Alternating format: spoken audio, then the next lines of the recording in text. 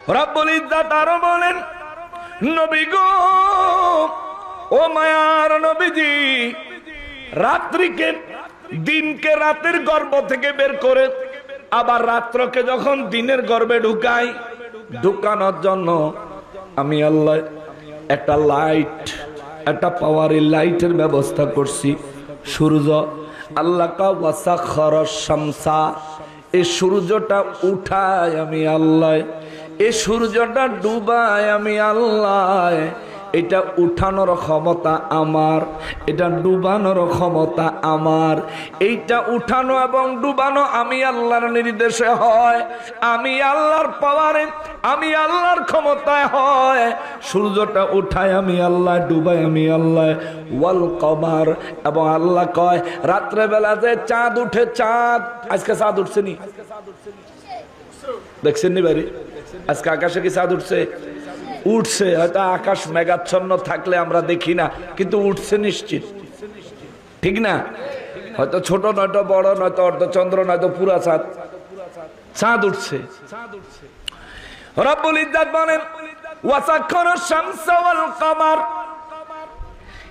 এই সূর্য আমি আল্লাহ উঠাই, রাতের বেলা চাঁদও আমি আল্লাহ উঠাই।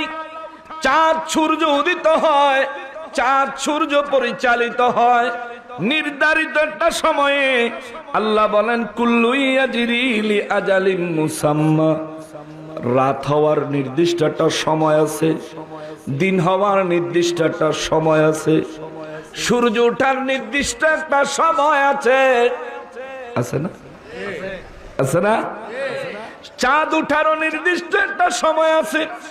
রব্বুল ইজ্জত বলেন, নবী গো, ও মায়ার নবীজি, বিশ্ববাসীকে বলেন তারা যেন তাদের রবকে চিনে, তারা যেন তাদের রবের ক্ষমতা সম্পর্কে ভাবে, তাদের রব তাদেরকে কি দিয়েছে তারা যেন চিন্তা করে, তাদের রব তাদেরকে কি দিল, তাদের রব তাদেরকে কি দিয়া ধন্য করলো, তাদের রব তাদের উপর কি পরিমাণে দয়া করেছে, জগৎবাসী যেন চিন্তা করে।